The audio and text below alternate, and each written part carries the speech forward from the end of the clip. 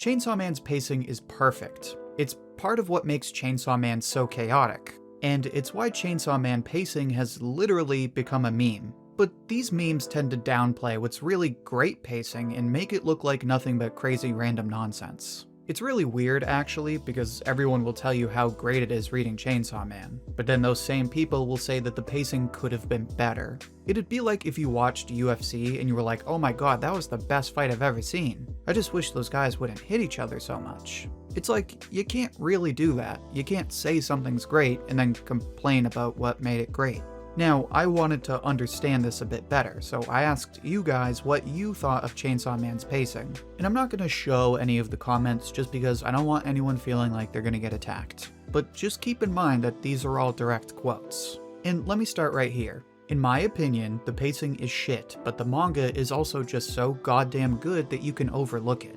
Again, the idea that a manga can be so good but have shit pacing doesn't make sense to me. So I asked this person, what makes the manga good despite the pacing? They said that the manga keeps you at the edge of your seat, but a lot of things tend to feel meaningless. At this point, I was kinda like, okay, now I'm starting to see where people are coming from. People feel like Chainsaw Man compromised some of its substance, some of its material for its intense pacing. But obviously that's not enough, because if you say that something feels missing, then you have to say what was missing. And from what I've seen on Twitter, Reddit, and YouTube, it really comes down to two things. The first thing people seem to have a problem with is the world building. For example, one person on my channel said that Chainsaw Man has zero world building.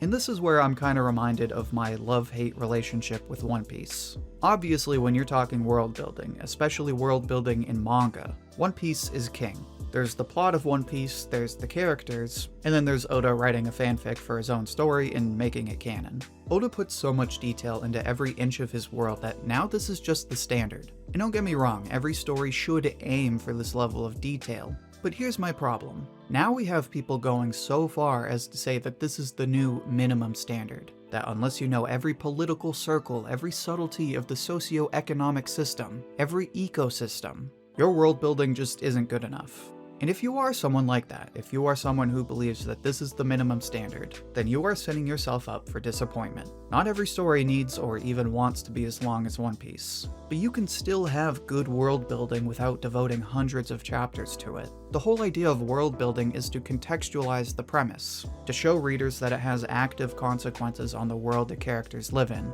And this is exactly what Chainsaw Man does. We are shown early on exactly how the existence of devils affects the world. People are constantly terrorized by them, and the world governments wage cold wars over who gets to control the biggest, scariest devils. Then we're told that devils get their power from how much people fear their name. As a result, we see that devils have different levels, different classes. You can see that there's a lot of moving parts, and it makes this world believable. Maybe Fujimoto doesn't move away from the main characters to show you what's happening to the rest of the world all the time, but that's okay. In the case of Chainsaw Man, everything you need to know all comes down to what goes on between this one group of characters. Whenever something happens, you are shown how it affects Denji, how it affects Aki and Power.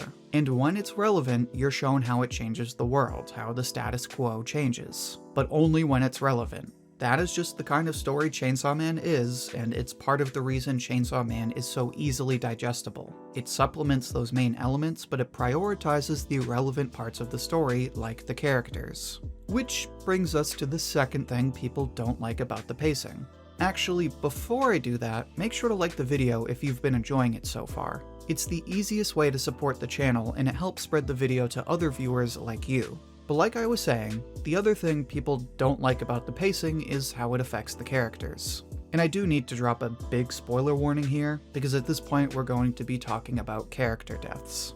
I think this is what people are really trying to say when they say that Chainsaw Man feels meaningless. They feel like a bunch of different characters will get introduced, only for them to die like 20 chapters later. In fact, multiple people on my channel complain that the pacing is too fast because characters die a few chapters after they're introduced. One person going so far as to say that it ruins these characters.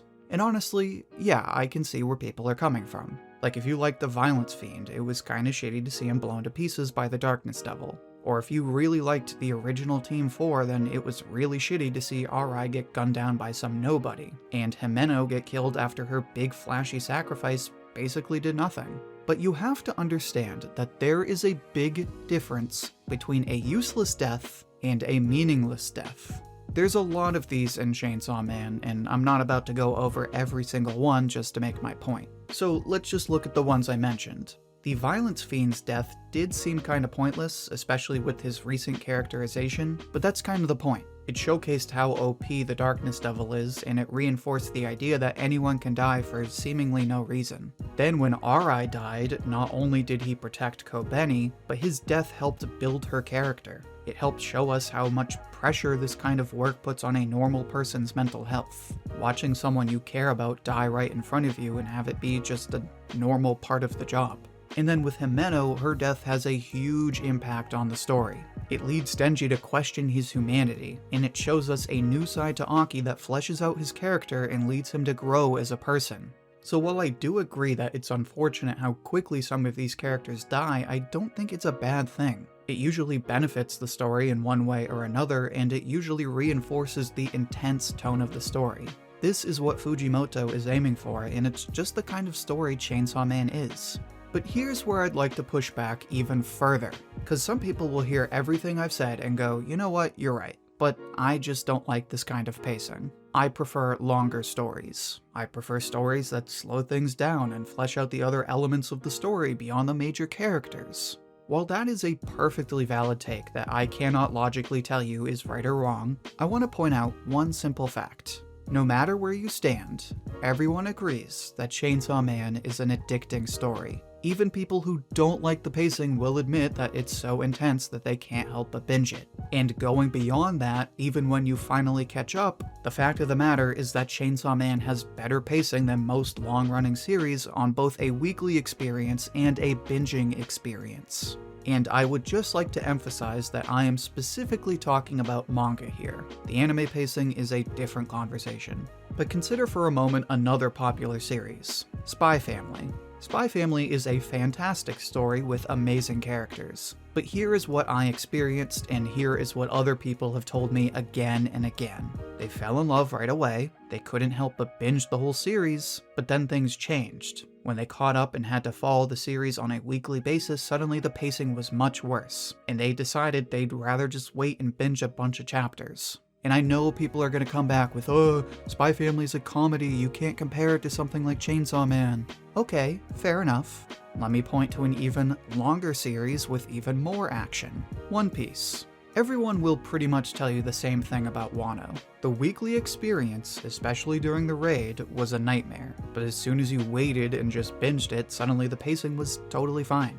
And you can sit down and figure out why this is, like why this happens in Spy Family, or why One Piece is easier to read volume by volume, but that's not what I'm trying to do. All I'm trying to say is that drawing out the story doesn't necessarily make the pacing better, because at the end of the day, Chainsaw Man is great to read when you binge it and when you follow it weekly. Even now during part 2, people go crazy on Twitter whenever a new chapter comes out. And that is because Fujimoto does a great job of making individual chapters feel complete. They each tell a story, they each have a setup, a climax, and some kind of resolution or cliffhanger. Meanwhile, at least with One Piece, there were a bunch of chapters where Oda jumped all over the place, and by the end of the chapter, I didn't really feel like I had made any progress.